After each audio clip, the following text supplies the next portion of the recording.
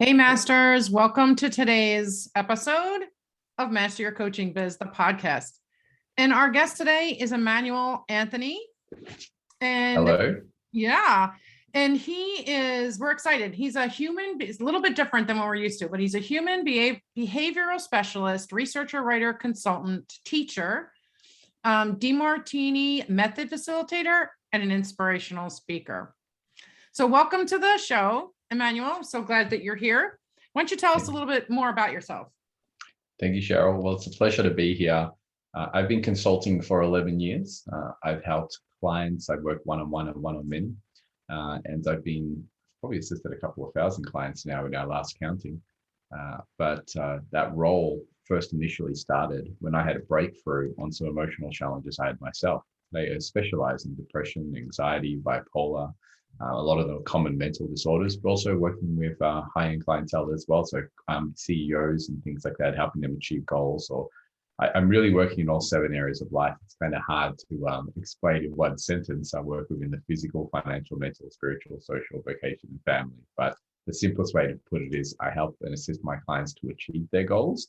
And also I help them to overcome major emotions. And, you kind of start off with the emotions as a fundamental, and you transition up towards life mastery within that. Yeah, awesome. All right. So tell me how, a little bit about how you got to where you are now. So for me, I believe, like many coaches, the void creates the value.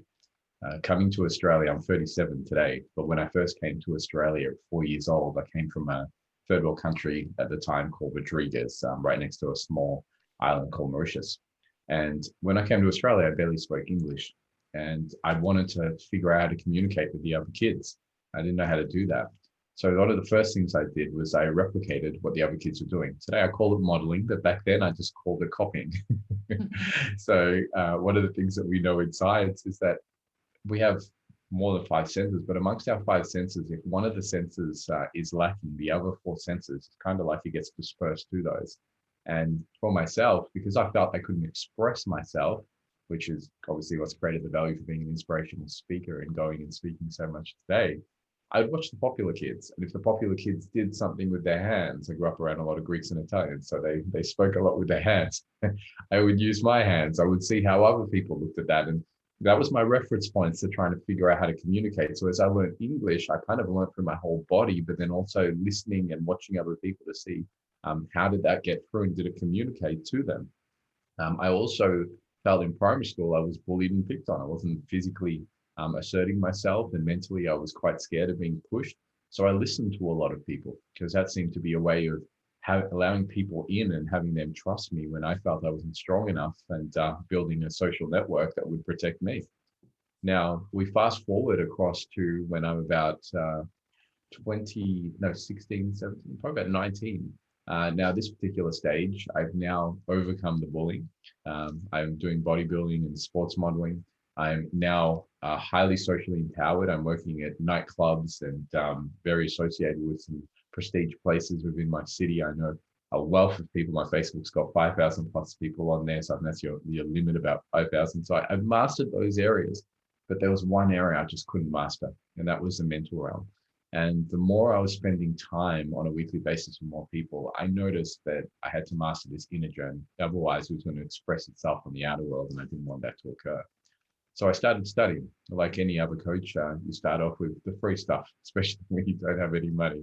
So it was Tony Robbins, Deepak Chopra, anybody that came to Melbourne that had either a $50 seminar or a free seminar, something where they were grouping them come. I'd come and I'd listen, I'd take notes. When I was at home, I'd listen all day. Eventually, a friend of mine, I'd say by chance, but I don't believe there are any coincidences, rang me and said, there's a gentleman by the name of Dr. John DeMartini from Texas in America. And he's also the world's Guinness Book record holder for most books read by a human being and the leading human behavioral specialist globally. And I never heard of this gentleman, but when I went and heard him speak, it was the first time that I thought to myself, are human beings allowed to be this smart? He was talking about physiology, psychology, biology, astronomy, all within one sentence. Whatever he said within one sentence, I felt took me about 5 minutes to just kind of pull apart and understand what he was talking about. But then he said something at the end, and this man resonated with me. He said, I'm going to be able to show you through a breakthrough method I have called the DiMartini method, how to break through your perceptions and emotions of anybody in under a few hours.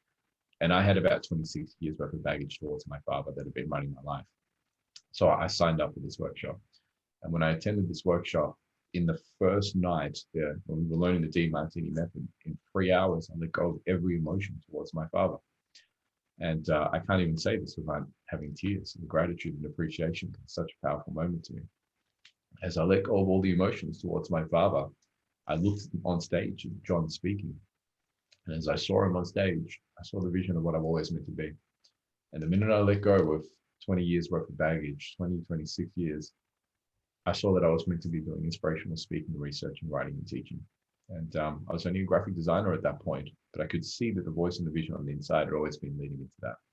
So when I came home, I was sitting on the bed reflecting on that and thinking, who's going to listen to me? I'm kind of in a dark room 2 days later, and I'm kind of legs closed in a yoga position. I'm thinking, who's going to listen to me?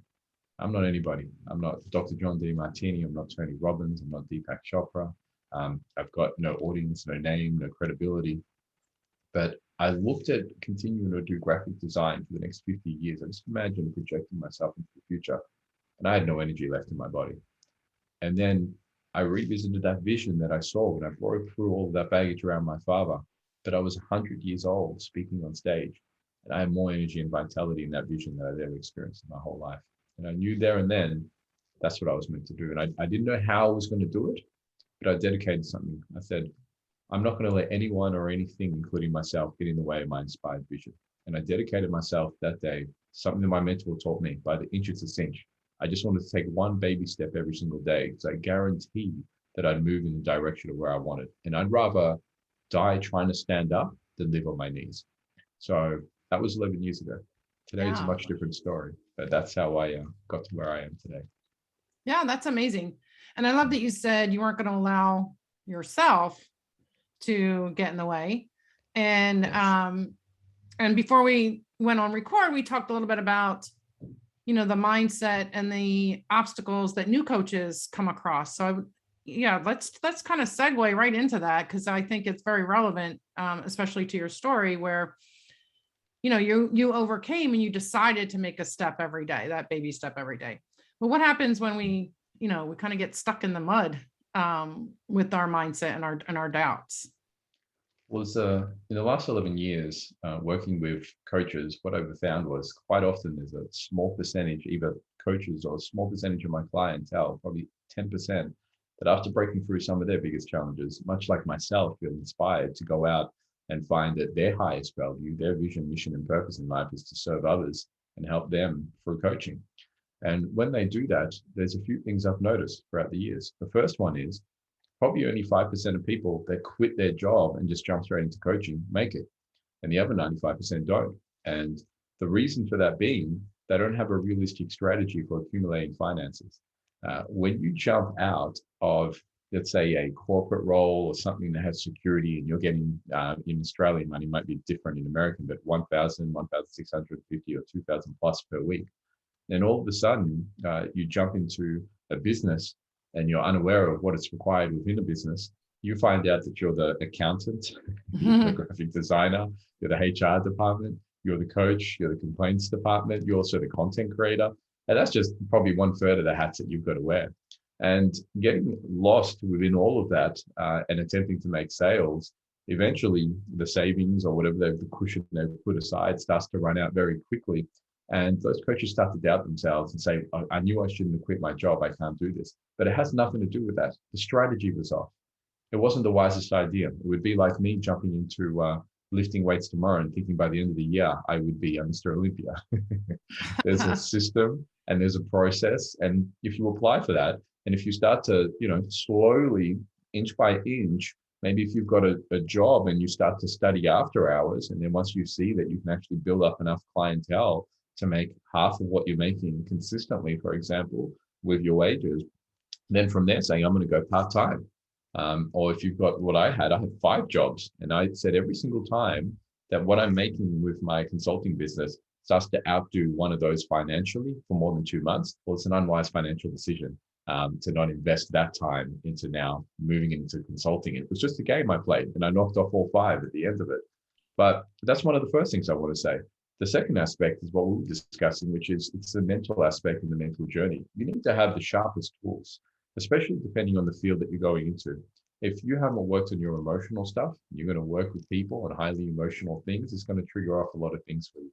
And instead of you being highly present with them, you're going to be having trouble being present with them because really it's reflecting back what you've got on you. So that's the first thing I want to say. I utilize the DiMartini method because I can guarantee to dissolve emotions in minutes and hours. So I use that within my own life. I don't just teach it to my clients. I drink from the same Kool-Aid as them, if you want to say that. But that mental aspect is easily one of the most challenging because as you start your journey, you're going to have trial and error. You're going to have aspects where you think you're getting it and potentially you're not. You're going to hire professionals to help you. And especially within marketing, there's definitely a trial and error period where you're discovering your avatar and things like that quite often with your marketing team. So you're going to have to be highly resilient and understand that just because something doesn't work doesn't mean that you're not working or the vision doesn't work. It's feedback letting you know that that specific process doesn't work. And it's now time to try something new, which gets you closer to what it is that you want to achieve and how you're going to do that. If I stopped the first time something didn't work, I wouldn't have gotten into this business. It was kind of like a slow growing process. Worked, didn't think it worked, then it worked, but didn't think. I've studied, to give you a good idea of the mental process, I have spent over $350,000 in personal development, evolution, and growth qualifications. And I consistently went through comparative study of, okay, I'm going to study this at NLP, try that with 100 clients. Okay, these are the holes within that. Now I'm going to go and transition into timeline therapy. Great, I fixed some of those holes, found new ones. And the more you know, the more you don't know. That's what ends up happening as you discover it, your genius. So the mental aspect is something that's going to be truly important. The third aspect that I'll mention is having a realistic timetable that doesn't equate to burnout. This is a marathon, not a sprint. Too many people think that we're going to hustle hard, work hard. I don't mind hustling, but I feel I should be 10% of it. I should have a realistic strategy that allows me to manage all 7 areas of life. That's physical, financial, mental, spiritual, social, vocation, and family. I think learning from my clients is one of the wisest things I can do, and especially when I may take a particular case and work on it 70 or 100 times a year. So a few things that I've learned from some very high performers is at times they over exaggerate the time they put into vocation and financial, and there's a physical consequence for that at the end of the year. And for some of my clients who have had heart attacks and things like that, there's a permanent physical consequence, one of which they can't reverse.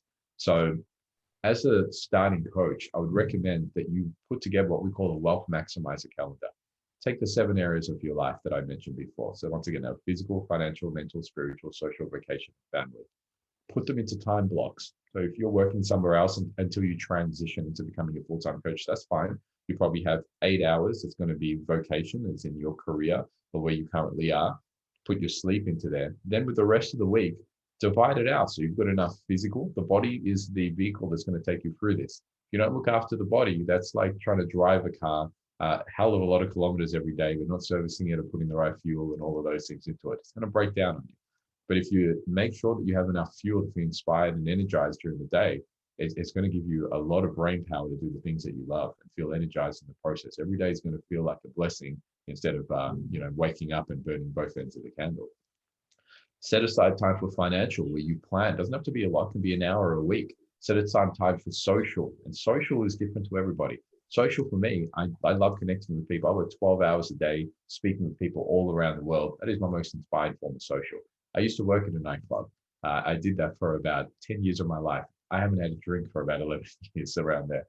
I have no interest in socializing over alcohol, but that's what inspires me.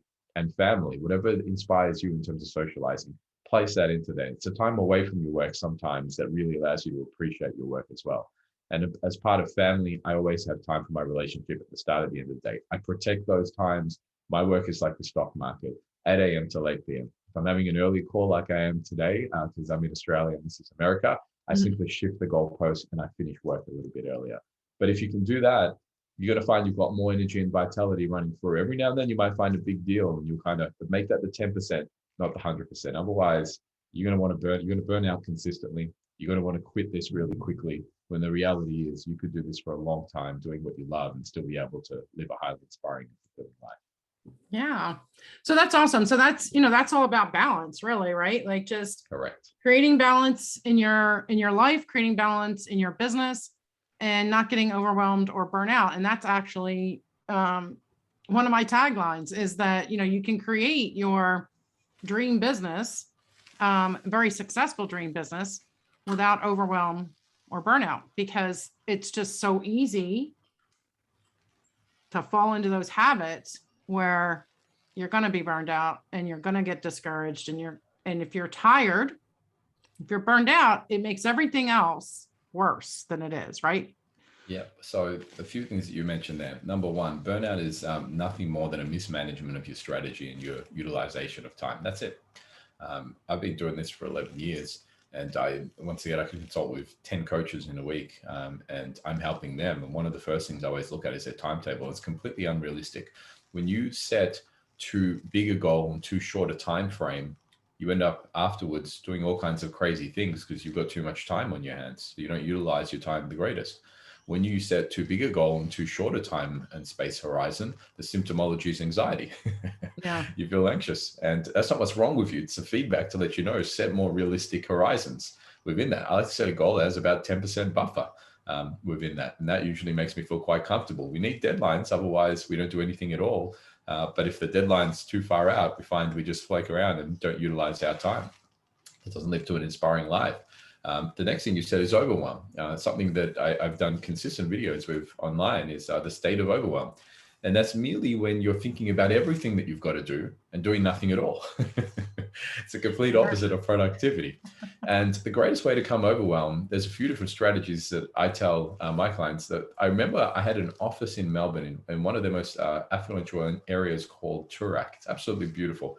And the trees touch in the middle and the light comes through, and there's this multi-million-dollar properties on the left of you. And then there was a beautiful office that I was in.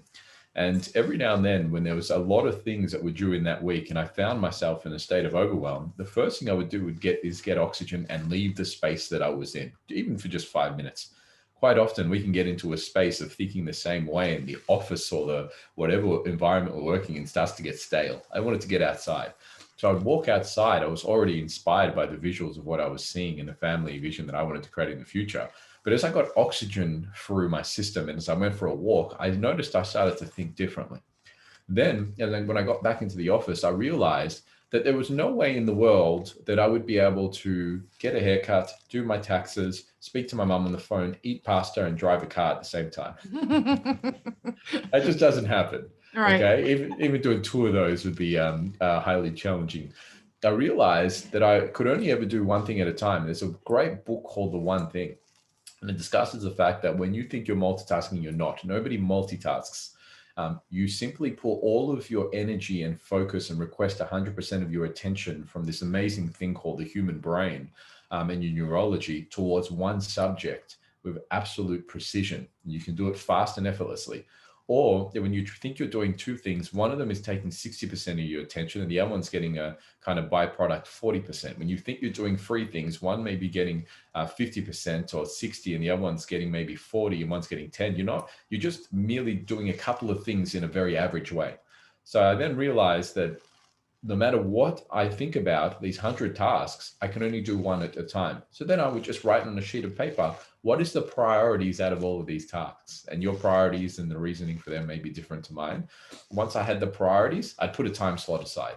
And that was it. I didn't have to think about any of the others. I had now been given allocations within my timetable, whether within that day or throughout the week. And my job was only to focus on that one thing to the greatest degree that I could. And I set an alarm for it. And some people are a little weird with alarms. I personally love them. They just remind me, hey, you've got X amount of time left. And at the end of that, I'd reassess. But the minute that I did that, by the inch it's a cinch, I'd go through each one of those very, very easily. So a state of overwhelm is merely you considering all of the things that you've got to get done. But you'll get there, but you've got to pick the highest priority things, focus on those, knock each one out of the way. And that builds confidence, because as you take each one, it's like climbing up a ladder or something. You build confidence saying, hey, I did that. I can do that again. And then you take the next one, which is only 5% out of that boundary usually, and you keep growing and evolving from there. So you'll have states of overwhelm, but if you apply those strategies, you should be able to overcome them considerably fast. Yeah, I love that. Um, I like time blocking, either using like a Pomodoro technique or just like you said, just putting a little timer and doing it until you finish a technique or finish a task. But I love that because we do need to take our time and do one thing at a time, because it's not going to be good. Like we're going to have subpar work if we're Yes. dividing up our attention. And who wants that for our clients and for ourselves? I don't. So Well, I can, you notice it. I mean, if yeah, I'm writing an email, so say today I've got a blog, I've got interviews, I've got client calls, there's a couple of things that required to be done. But if a client's messaging me and I'm trying to message them back at the same time I'm trying to write a blog online, then there's going to be spelling errors on one of those. I guarantee. Most likely my client, because I'll quickly write it and send it. Then I look at it and I go, oh my goodness, really? That is absolutely unfair. I mean, half of the spell check things that I expect spell check to get and it doesn't get right sometimes usually end up being offensive anyway. So I've really got to check. I had a period a couple of years ago where my friends would say, you called me an idiot again. I thought, no, I didn't. I checked and I go, I didn't say that. I said this. And they said, well, you've offended me 5 times this week. So the spell check just kept getting it wrong. So the wisest thing you can do is just focus on that one particular task, put everything into it. And it's usually faster to do it that way as well. And you find greater levels of inspiration and you're much more present and appreciative when you complete that as well. There's always going to be a lot of things for you to do. I mean, even when I look at my calendar, my goal when I look at it, and if most people looked at my calendar, they'd have anxiety. There's so many things in there in a day, but I'm only looking to achieve 80% of it, because I realize that if you're running a successful business, you're going to have more at the end of the day that came in than what you actually had at the start of the day. That's right. You're going to have more people calling you, podcast opportunities, clients, all of that. You're going to have way more. So I'm not looking to achieve 100%. 80% for me is a great cut, because sometimes I may look at my tasks and say, I only got 70% done, but today we had a massive day in sales and we're going to be serving a large group of people and some corporations and some speeches, and we invested that time into that, and that's a high priority. That's fine. Move the goalpost, shift some of those items, shift my calendar. That's simply the way that it works, and that's what it means to be successful. So I think in that, resetting your goalposts as well, and understanding that not getting everything done in a day doesn't mean you're not successful. At times it actually means that you are, but understanding that that's going to occur, especially if you're successful and in demand. Yeah, awesome. Good stuff. All right. So what we're kind of winding down here to time, but what is the most inspiring message that you could give to the coaches listening in? Well, if I really had to think about it, there's 2 that come as part of one. Number 1, do what you love and love what you do. I don't think I have to tell a lot of coaches that, because if you're listening to a podcast like this, there's a voice and a vision on the inside that's probably guiding you towards something magnificent. But the second one would have to be, and this is specifically for coaches, by the inch it's a cinch. I think it's the major message of what we've been discussing today. Set realistic strategies that give you 5% from where you are right now. Have the ultimate goal that's like 150% more than where you are in terms of what you're looking to achieve, but focus on the 1% every single day. And that's all I did. I hadn't read much. I wasn't much of a speaker. I didn't pass a lot of the subjects in school unless they were graphic design or art related. So I had to relearn all of those to learn how to articulate myself the way I do today. But I just focused on one particular thing a day in all 7 areas of life and said, I've just got to put 100% of my time, energy, and focus into that. And if you do that and you kick butt that day, you give yourself permission to kick butt the next day. Next thing you know, it's 3, 4, 5 years later, people will come to you and they'll say, how did you go from where you were to where you are now? And they'll look at you because they'll look at that massive vision of, that was such a different person. But if you just focus on that 1%, you'll say, well, I never really, that was the aim, but every single day I've just got 1% that I've got to focus on and put 100% of my energy into. And anybody can do that. Yeah, awesome. All right. So you have a free gift for the audience. I believe it's a strategy session. Correct. So I like to think that the greatest connections always start with a conversation. And you may be watching a podcast like this and feel very inspired to connect with myself or one of my consultants. So one of the greatest things that we can offer you is our time. So we have what's known as a 20-minute discovery call. If you're a coach, you're probably very familiar with discovery calls. And in that, we have a conversation about where you are, what you're most inspired to achieve, what your blockages are, and what your major challenges are. Within that phone call, we'll be able to let you know how you got to where you are, what's occurring physiologically, psychologically, how you can transition forward, and what the exact timeframes and guarantees that we can give you within that are. So it's a beautiful call, and we get an opportunity to see if we'd be a suitable fit to be able to connect to each other and achieve some amazing results. All right, awesome. Well, thank you so much, Emmanuel, for joining us today. And thanks, guys, for hanging in for another episode of the podcast. And I'll see you next time. Thank you very much for having me. Ciao. Thank you.